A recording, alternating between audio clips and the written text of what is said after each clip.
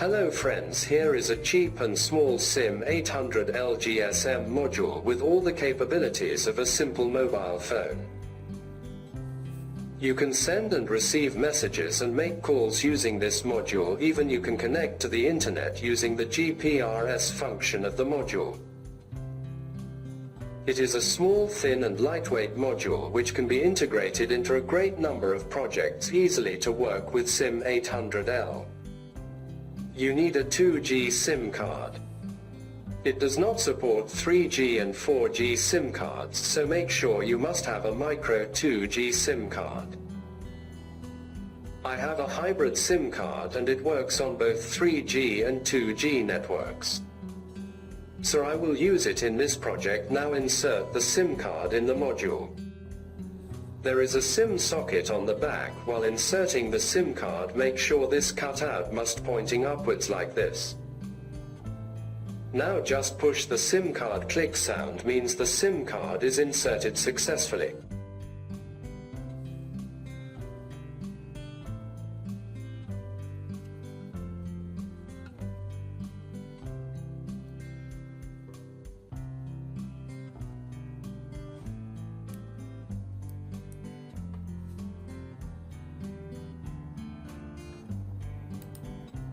Next we will connect the antenna. You can use 3 types of antenna with SIM800L. The first one is a helical GSM antenna that come along with the module. You can solder it directly to net pin of SIM800L. This antenna is very useful for the projects that need to save space, but if you put your module inside a metal case, then this antenna will not perform well. The second one is PCB antenna. This antenna works well even if the project is inside a metal case. You can connect this antenna to small UFL connector that is located on the top left corner of the module. The performance of this antenna is much better than the helical antenna.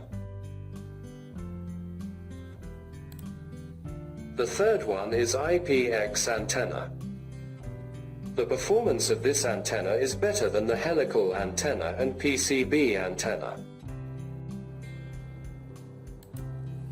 Let's talk about its pinout. The first pin is net pin. Here you can solder helical antenna that comes along with the module. Next, VCC pin. It supplies power to the module. It required voltages from 3.4 volts to 4.4 volts. So the module will never run on 5 volts. It doesn't even run on 3.3 volts, so you need an external power source like LiPo battery or a DC to DC buck converter. Make sure the power supply ground must be connected to Arduino ground. The third pin is reset pin. You can pull this pin low for 100 milliseconds to perform a hard reset. If you want to reset the module using the reset button of Arduino, then you must connect the pin to Arduino pin 4. The fourth pin is the RX pin and the fifth one is TX pin.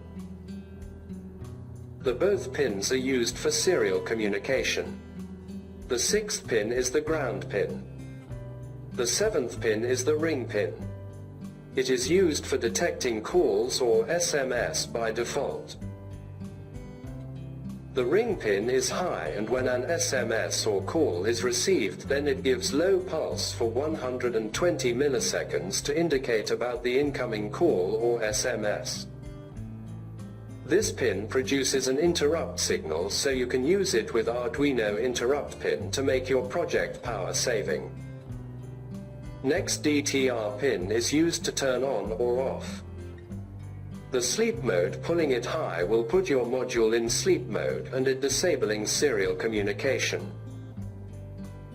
Pulling it low will deactivate the sleep mode in the case if SIM800L is not working. It may be the reason that you are accidentally making this pin high. Next, pins 9 and 10 are used for microphone input. The 2 pins microphone can be connected directly to these pins. Next, pins 11 and 12 are used for speaker interface. The 2-pin speaker can be connected directly to these pins, next powering the SIM800L. It requires voltages between 3.4 volts to 4.4 volts. The SIM800L is a power-hungry device. It requires 2 amperes of current for a couple of seconds while performing burst operations like sending and receiving SMS and making calls. The first power source for SIM800L is a 3.7 volts LiPo battery with at least 2000 mAh rating. Alternatively, you can use any 2 ampere rated DC to DC buck converter like LM2596. The both power sources work fine with SIM800L for testing purpose. Just connect the positive terminal of the battery to VCC pin of SIM800L and connect the negative terminal to the ground pin of the module. If the power to the SIM800L is enough, then the onboard LED starts blinking. If it is blinking every second, this means it is searching for a cellular network, and when the device will connect to the network, then it starts blinking after every 3 seconds. It means the device has made connection with the cellular network, and now you can send and receive SMS and make calls. Next, here is the wiring diagram. The SIM800L uses 4.2 volts level logic, and the pins are not 5 volts tolerant. This means the TX signal coming from the ESP32 must be stepped down to 3.3 volts so as not to damage the SIM800L module. Here I have already connected the components as per wiring diagram.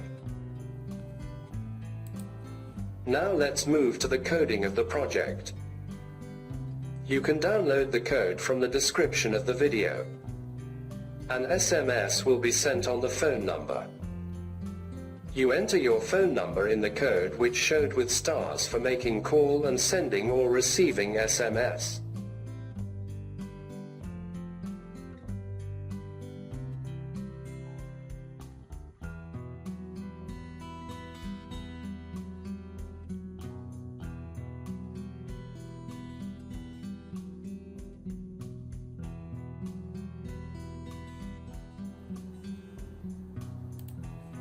Next, select the Arduino board and COM port from Tools menu. Next, hit Upload button to upload the code. After uploading the code, open Serial Monitor. Here first the module performs some basic configurations. Now the project is ready for testing. To send an SMS, type AT and then press Enter to check the communication is OK. Type S in the serial monitor and then press Enter. Soon an SMS will be sent on the phone number you have entered in the code. Here you can see the SMS is received on the phone. Next, to make a call using GSM module. Send C from the serial monitor, and after a while the module will make a call to the phone number you have entered in the sketch. Similarly, make a call to your GSM module from your phone, and the response of the incoming call will be displayed in the serial monitor. You can also send SMS to the SIM800L GSM module using your mobile phone.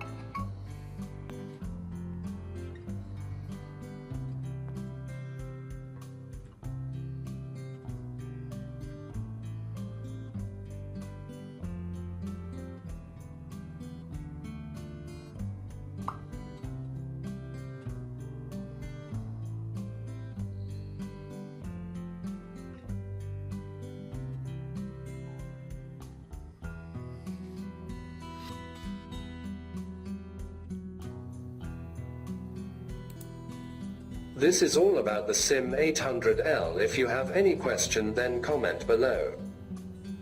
See you in another video. Take care, bye.